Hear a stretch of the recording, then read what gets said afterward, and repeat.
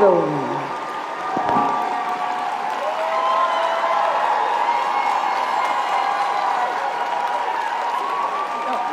You're sitting here. I love you too.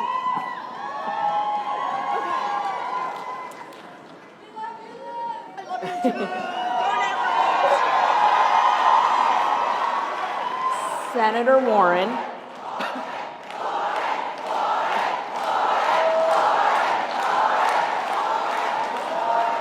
You know, the best part is she'll give you a hug like she gave us. We're not special up here. Yeah, we're not really, that's true. This whole campaign has been around hugs. You know that? Yes. I'm at over 35,000 selfies around the country now, so we're in there. It's impressive. Senator Warren, you've been coming to Netroots since before it was cool. This is actually our largest Netroots nation ever. I think It keeps growing. Just keeps growing. Isn't this your 7th Netroots? So the first time I came was 9 years ago, and it was a moment to say 2 things. One was thank you, and the second is please more. And the thank you was we had just together, Netroots and My Fight and some other groups that gotten the CFPB signed into law. And the second was we were in that space. The consumer agency didn't have anyone to set it up yet. And so I knew that it wasn't enough just to get the thing passed into law. It's a good bill. It was going to be a good agency, but only if we all stayed in the fight, got it into the fight, got it built the right way. And so it was the folks at Netroots who thought somebody should be setting that agency up, got out there and fought for it. And that's how I ended up setting the agency up for President Obama for a year. So this has really been the work we've done together. And by the way, the giant financial institutions have had to return $12 billion directly to families they cheated. That's your work, and that is the proof that we can make government work for the people. We just have to get in that fight. Absolutely. Yep. Why do you believe this community, you keep coming back, why do you believe this community is so important to building progressive power in America? So I think the way we're going to build progressive power in America literally is from the roots up. It's whether you call it grassroots, netroots, it's about how we reach out, because the central problem in America today is we have a government that works great. It works fabulously for a thinner and thinner slice at the top. The rich and the powerful have figured out you can invest in buildings, you can invest in training your workforce, but you know, you get a much better return on your investment when you invest in politicians in Washington to give you what you want. Well, Netroots, grassroots, a grassroots movement is how we take our country back and how we decide we are not going to be an America that just works for those at the top. We're going to be an America that works for everyone. That's it. So, the FTC just voted to levy a $5 billion fine on Facebook. Exactly. The vote was along party lines, with the 2 Democrats saying that the fine didn't go enough. And in fact, the fine was so low that Facebook stock went up after the announcement. They were thrilled. So given the impact social media played in the 2016 elections and just general invasion of our privacies, how should tech companies be regulated here and around the world? Okay. So let me just start with a blunt statement about that entire industry. We need to break up big tech. And for me, it's about 3 issues that kind of twist together. The first one is the structure that we talk about. And there's a variation on this structure every time you go through it. It's with Facebook, it's with Amazon, right? It's with Google. Amazon's the easiest one to talk about it for. Think about it. You go to Amazon to buy pet cookies, right? You go to buy all kinds of stuff at Amazon. And if you're a small business and you want to sell, you got to be on Amazon Just to give you an idea of magnitude, Walmart is 9% of all retail sales that happen physically. Amazon is 49% of all sales that happen online. So small business goes and they provide the platform. Yay, I love the platform. But they also suck up information about every one of those transactions. What you searched for and what you searched for, they suck up enough information to figure out, oh, this pet cookie store is profitable. And so what do? They use that information to decide it will become the Amazon pet cookie store. They don't call it that, but that's what they do. And then they move your profitable business that you sweated and bled for back to page 7, where it dies. So here's my view on this with these giant companies. They can run the platform, in other words, they can be the umpire in the baseball game, or they can have a team in the league. That is, they can be the businesses, but you don't get to be both. You break them.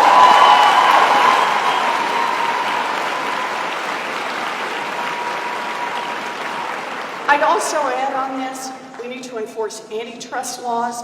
One of the consequences, of being giant is that you suck up your competitors and buy out your competitors, roll over your competitors, and over time, creating these bigger and bigger giants are both enormously damaging to the marketplace, to consumers, and ultimately to democracy. When giant companies have so much power that they get to call the shots in Washington, it's no longer just about the economy that they own, it's our entire country. We've got to fight back on this. Thank you. It's time for a local community question from Hannah.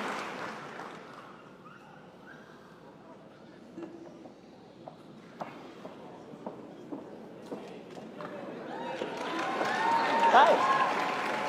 You forgot the baby. Oh, no baby. My babies are home. Sorry. Hi, Sarah Bela and Abby Rose. So this question's a little bit wonky, but I think you're gonna get it.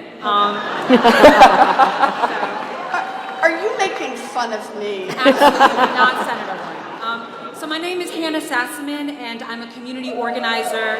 Hi. I'm the policy director at Media Mobilizing Project right here in Philadelphia.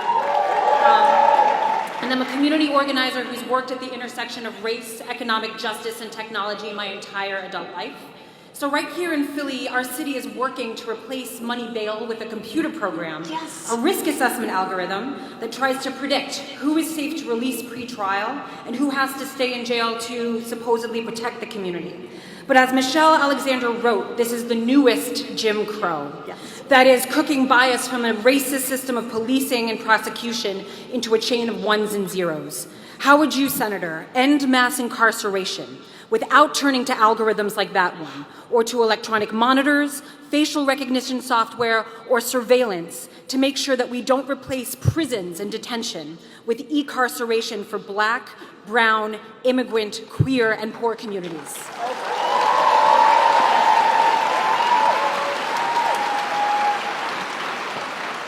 So I'm a huge fan of Michelle Alexander's work.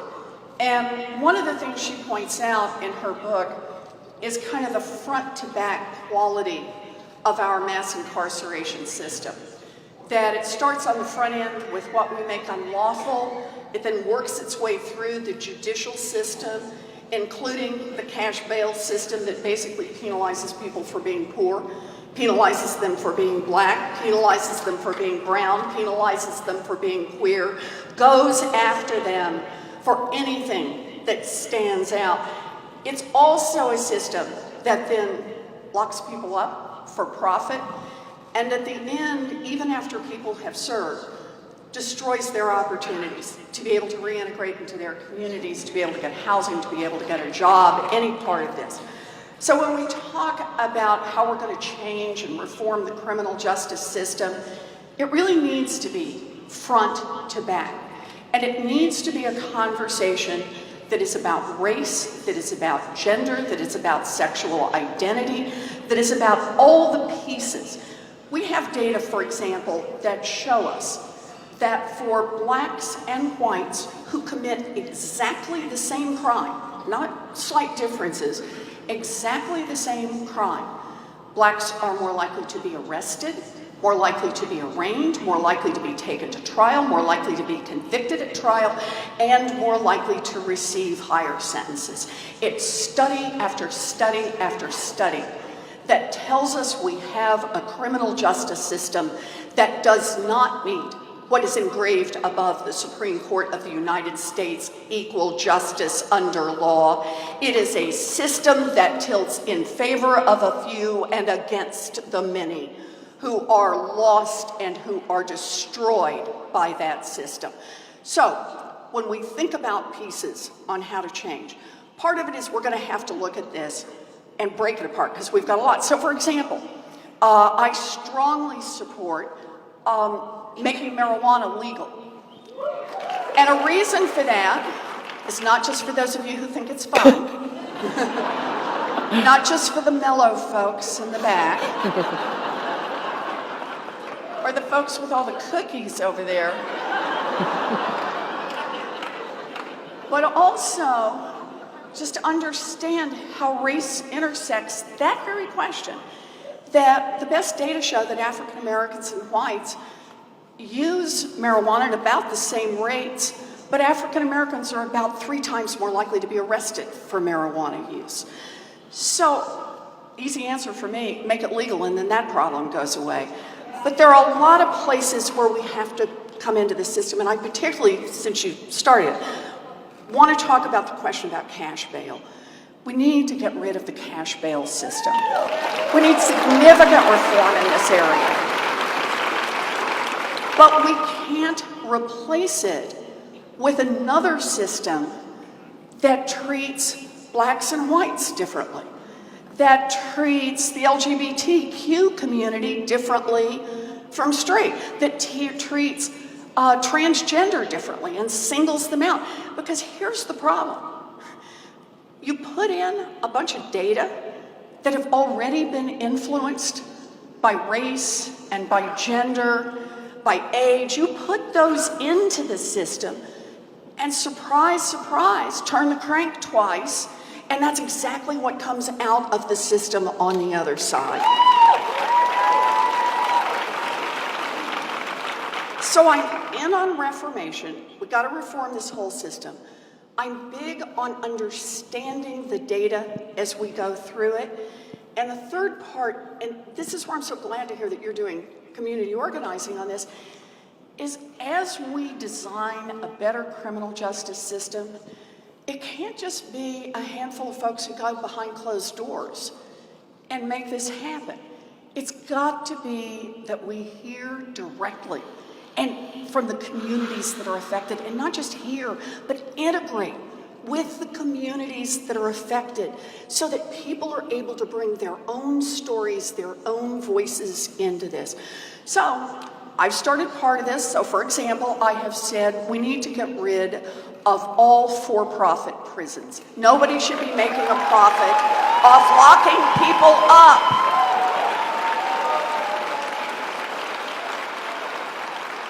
But there's a whole lot more coming in this plan, and I hope we're going to be able to work together on it. So thank you, thank you, thank you. Thank you, Senator. Melissa Ryan from our community asks, I'm there.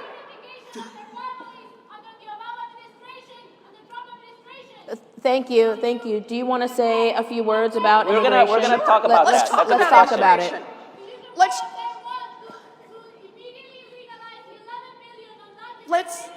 Let's talk about immigration. Let's let her She is going answer. to talk about that issue. Thank you. Let's let the senator answer your question. She can't speak if you keep yelling. Please.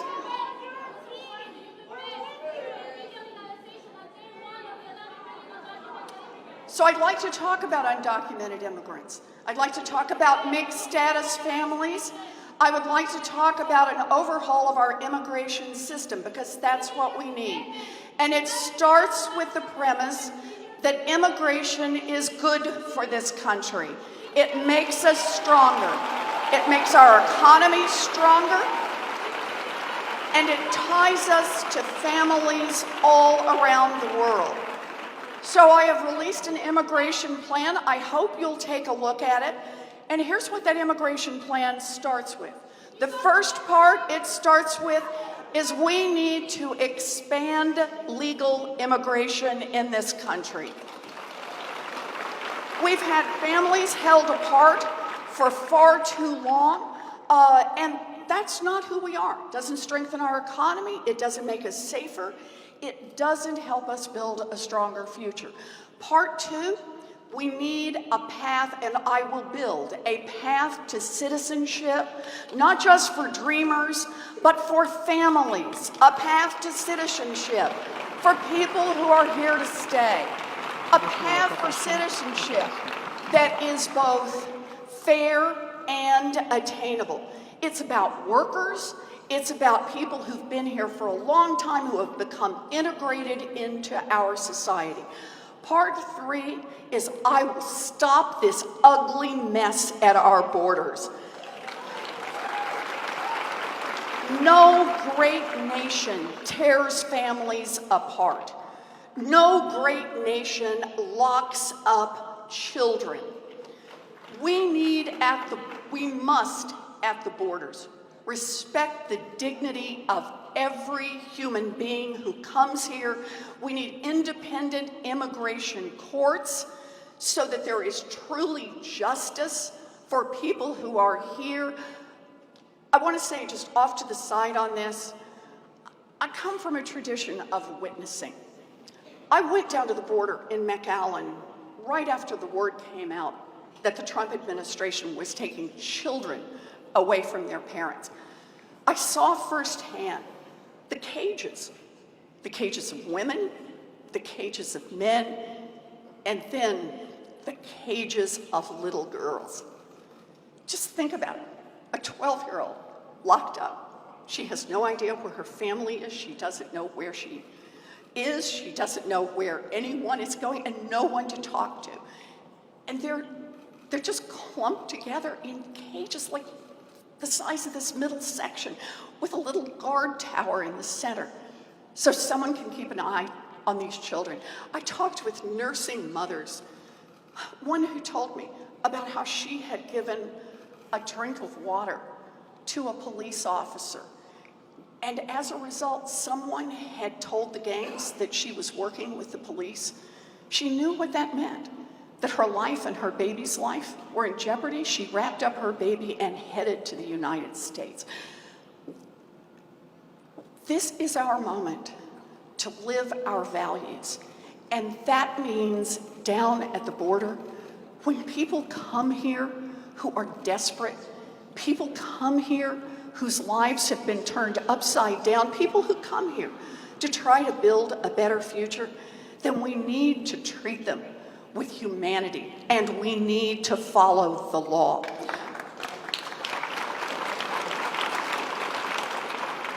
I made an announcement yesterday, and that is to anyone out there who's working in this system, understand, you abuse immigrants, you physically abuse immigrants, you sexually abuse immigrants, you fail to get the medical care that they need, you break the law of the United States of America.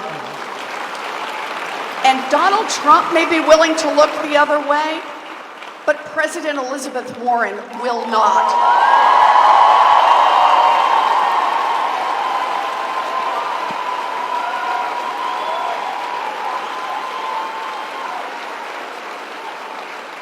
On my first day, I will empower a commission in the Department of Justice to investigate crimes committed by the United States against immigrants.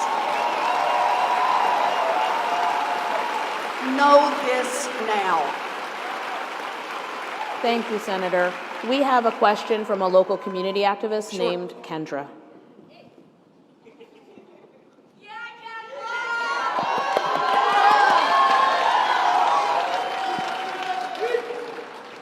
Hello, my name is Kendra Brooks. I'm a mother of 4, grandmother of 3, a Philadelphia public education organizer and activist, and a city council at large candidate under the Working Families Party here in Philadelphia.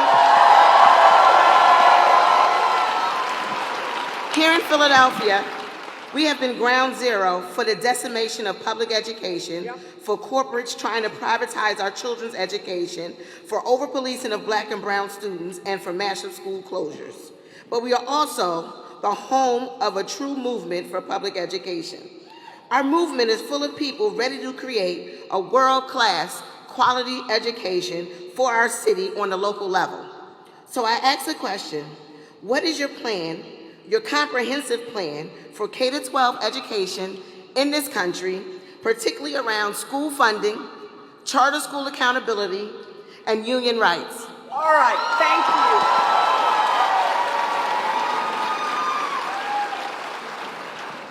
I just want to start this one, Kendra, by saying I've known what I wanted to do since 2nd grade, and I've never varied from that. Okay, you're laughing. You didn't decide till 3rd grade. I get it.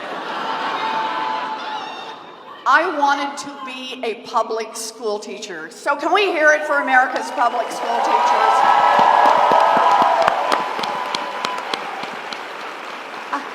I used to line my dollies up and teach them. I was tough but fair. My family didn't have much, and by the time I graduated from high school, we didn't have the money for me to apply to college, much less to be able to go. My big chance, it's a twisty, turny story, but my big chance was an opportunity after I was married, had dropped out of school, to get an education at the University of Houston, which back then was a commuter college that cost $50 a semester. I held on for dear life and I became a special needs teacher. I have lived my dream job. I see what education does and the opportunity, and I see it from both ends.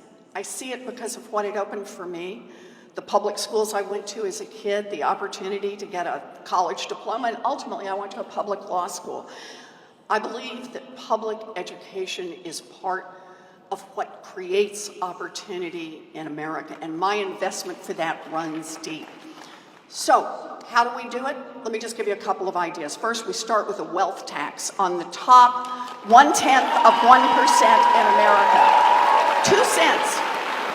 And we then spend that 2 cents to provide universal child care, universal preschool for every 3-year-old and 4-year-old in this country, to raise the wages of our child care workers and our teachers, to make sure that our schools have the funding they need, that they have the buildings they need, that teachers have the training opportunities they need, to provide tuition-free technical school, community college, and 4-year college for every one of our kids, and to cancel student loan debt for 95% of the people who've got it. That puts money in, and that will make a big difference in our schools, but it won't do it all by itself. The second part, in America, we need to make it easier to join a union and to give unions more power when they negotiate. And nowhere is that more true than with our teachers. Because when teachers get out on the front line, sure, they talk about teachers' salaries, they talk about their working conditions, but our teachers are out there fighting for our children. So we need to support the power that they need by making it easy for them to be unionized. So thank you. Okay. No, hold on. Thank you. We're going to do one more question. Okay, One more question. We have 2 minutes. good. All right. This comes from Daily Coast community member DHL, not to be confused with the international I conglomerate. was just going to say. Logistical conglomerate. The ideological balance of the Supreme Court was unfairly tilted to the right when President Barack Obama was robbed of his opportunity to appoint a replacement for Scalia. How do you intend to restore ideological balance to the Supreme Court? So I thought unfairly was putting it rather diplomatically here. The Supreme Court seat was stolen by the Republicans in a naked power move. So I'm going to do this one two ways. One is just to talk straight on about the Supreme Court. I'm very uneasy about proposals that would further politicize the court, but there are a lot of different proposals out there that people are talking about that try to depoliticize. For example, using Court of Appeals judges on a rotating basis so that you have an expanded pool. There are a lot of different ways to look at this. But we have to be clear. We cannot have a Supreme Court that undoes everything that we fight for and believe in as a democracy. That's part one. But I want to do a part two. And that is, for far too long, we have been relying on the Supreme Court when it hasn't helped. Understand this, for 47 years now in Roe versus Wade, we keep hoping the court is going to protect us. The court is our only protection. Well, you know, here's the deal. About 3 out of 4 people in America believe that Roe versus Wade should be the law. And when that's the case, then it's time for legislative action.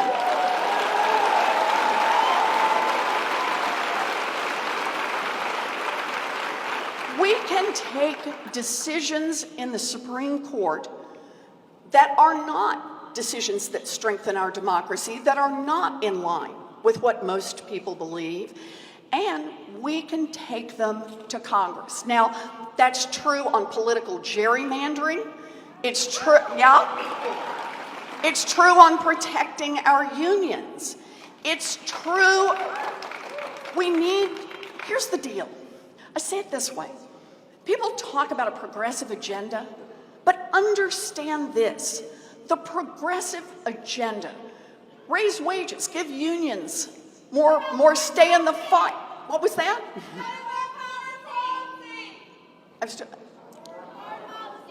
Foreign policy. That's not going to be in this. Yeah, let's try to wrap it up, folks. Okay, I think they're not going to give me another 2 minutes for Sorry, foreign policy. blame that, yeah. But the point is, let me do this.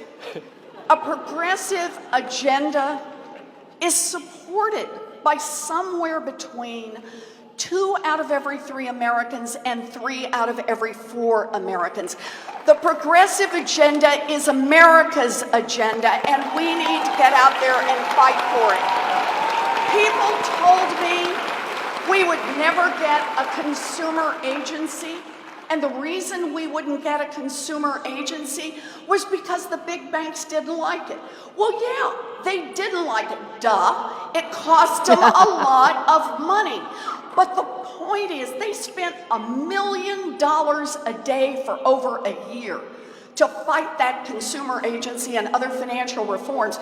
People in this room fought back. And at the end of the day, you don't get what you don't fight for. We got in that fight, and that's how we got a strong agency. We got to do this, and we got to do it in area after area after area. Most of America, the wealth tax is not only something Democrats love, it's not only something independents love, a majority of Republicans across this country support it. Canceling student loan debt, it's not just something Democrats like, it's independents and Republicans who are struggling with student loan debt. We have a chance to realign politics in this country, and it starts by getting in the fight for the things we believe in. So let's make democracy work. Thank you, Senator Warren, for being with us today.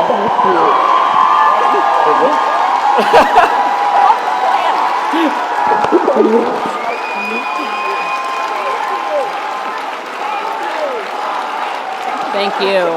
Yes.